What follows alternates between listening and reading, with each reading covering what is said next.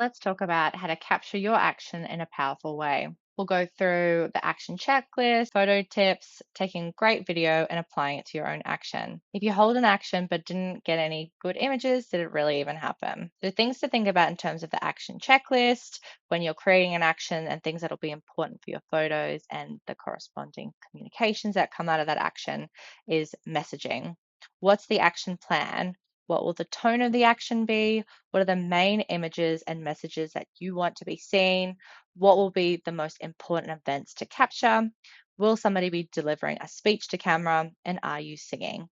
All of these things are really important to think about in terms of your action. So, what's the action plan? Is it a rally? Is it a creative action? Is the tone of the action? Is it funny? Is it serious? What are the main images or messages you want to be seeing? Is it like images of the toilets in front of the electorate office to say that they're flushing our future away? What are the messages that you want to be seen that will be on the banners, that they'll be on the posts, that will be in the corresponding captions and emails? What will be the most important events to capture? Are people going to be doing things? Do you need to capture the setup? Do you need to capture the pack down?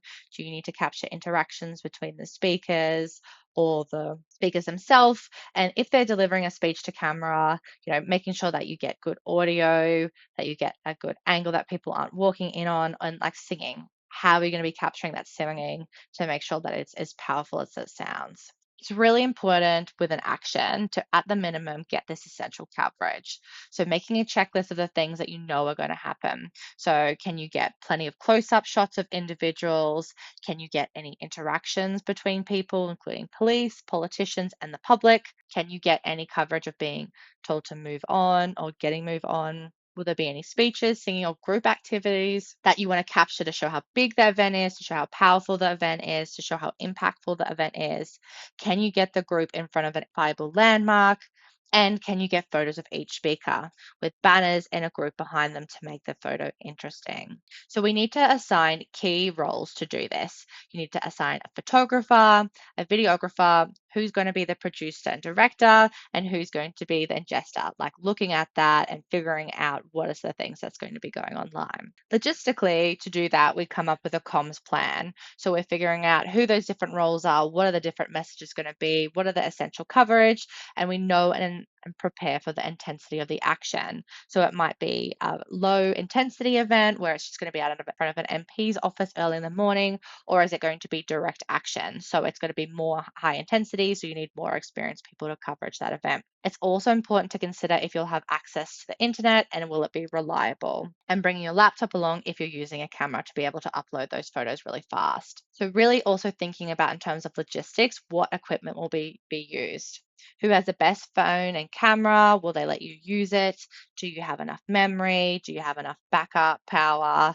And what extra gear are you using? So making sure that you have microphones, tripods, gimbals if you need, and have you tested it all and packed it together ready to roll? Stacey's another thing to be really strongly considering with capturing an action. So making sure that everyone you're capturing has given verbal consent and understands that their image could be more widely circulated. It could be in the media, it could be widely circulated online. So we need to make sure that there's verbal consent for that. And if there's anybody under 18, there needs to be given a consent form for their parents. Some photo tips to consider. When we're taking photos of an event, we need to be sure of the lighting, angles, message, and background. Lighting is really important to be aware of where the lighting is coming from. We need to try and find angles where there is the least amount of shadow. So you can see here that there is the sun in the top corner, but it's not impacting people's face. You want to make sure that there is no shadows casting over people's face so you can clearly see them and it's not too glary. We also want angle. So how does the angle affect the mood of the photo? Moving around to capture and make sure that there's the lowest amount of white space, but we're also capturing key things. So within this photo, you can see that we're capturing all of the key banners, but in the background, we can still see that it's out the front of Josh Frydenberg's office. So move around to find different effects, up, down, middle, and close up, making sure that you get multiple angles as well. What is the key message that we're thinking about with these photos? What story are you trying to tell? What's the energy being conveyed in the photo? Anger, power, fear, strength, sadness, making sure that we're not capturing boredom. Can our messaging be seen in the frame? We also want to be aware of what's in the background of that subject. So the subject is the key thing that you're focusing on in that photo. Does it add to the image or does it distract from it? Does it help to communicate your story? Overarchingly, the framing is really important when you're taking that image. So if you don't have many people at the action, fill the frame with people you have and inject energy with angles. So you can see here that we've filled the photo up to an extent and captured the key bits in the use of thirds. The use of thirds is a type of composition in which an image is divided evenly into thirds and the subject of the image is placed at the intersection. So within this photograph here, the key third is the central one where the banner is. It's the focal point that draws your eyes into that center. And when we're doing that framing, it's really important to make sure that we don't zoom in. Zooming in affects the resolution or the quality of the photograph, and it makes it much harder to use in a variety of spaces. So you can see here, it really makes it blurred up. So how can we get closer to an image rather than respectively zooming in to make sure that we're capturing it? Looking at how we can improve on this photo here, the framing would be the main one. The lighting isn't so great because you can see the shadows across people's faces here and the angles. We want to be closer up to fill the frame and make sure that the interesting bit is filling up a third. You can see here that's only filling up two-ninths of the photograph. So we want to be more close. So that would be moving closer and also figuring out angles of what's the key thing, where is this action, what's happening, what is the relevant context to somebody that's like scrolling through their newsfeed that they need to see, what is the message that we're trying to show them, and what is impactful in terms of the background, like what does Autobahn or Dan Murphy's actually have to do with this action. While this one, you can see here that we've got respective background. You can see that there's a police or security in the background there. The framing is at the climate jobs guarantees front. It's in the bottom two-thirds, so there's probably a bit much going on this image. So thinking about in future, how can we make it all into a third? But you can respectively see that it's at the front of the Josh Frydenberg office. Now, some key considerations when we're taking great videos is about the essential shots. You want to get people's speeches in full, face the camera with the group behind you. You want people to be filling up a majority of the screen as well. Thinking about that we want their face in the third there. And if you're doing songs, you want to get at least 4 full reps, a few good verses. We also want to make sure that there's a banner unfurlings. It looks really great in slow-mo, and we get any conflict moments in full. So getting booted out of Parliament and is like an example of a really great one, and getting the whole scene, not just a close-up of one person's face. So things to think about with that essential shots is the essential footage when you're capturing those shots.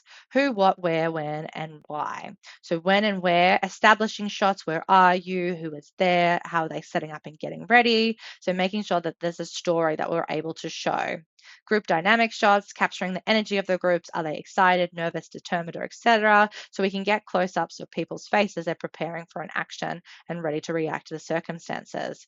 We can also show the audience who the group is and find a way to make them connect and relate to your subjects. We also want to capture what and why action shots. So this is heaps of footage of people doing the things, unfurling the banners, chalking, delivering speeches, singing, and painting. This is also called B-roll, and it's the things that you use for 1 or 2 seconds to make sure that people have the context when they're watching online. So we get as much as we can so we can clip down to the most interesting bits of action shots. And the X factor, so making sure that we get any conflict shots, not shying away from filming any confrontations with authority or vocal oppositions. This is powerful footage that can galvanize an us versus them response in our audience.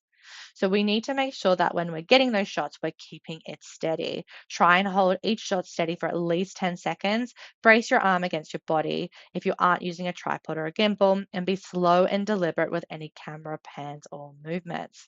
With those ones, we need to be really considerate of what platforms are you filming for? Is it going to be in portrait mode? Is it going to be landscape? Capture the scene and getting wider shots that provide context while introducing your characters, close-ups of interesting people and things, those action shots that we talked about before. And thinking about what makes this action unique, emphasizing your local area and the community so people understand what's happening. And B-roll, making sure we're getting lots of B-roll. The sound is also really important when we're taking videos. So, paying attention to ambient noise, knowing when you're planning your action, is it going to be on a busy road? Is there going to be external noises like trains? Making sure that we have an external microphone. And if you don't have an external microphone, hold those hands still because any movement also gets captured in that microphone. And we want to make sure that your interviewee speaks in a loud and clear voice. So when we're planning an action, it's really important to make sure that we pause and reflecting. Have we assigned roles? What are some of the essential shots that you can take at your action? Who has the best equipment? What potential conflict could you capture? And what's your plan for capturing it?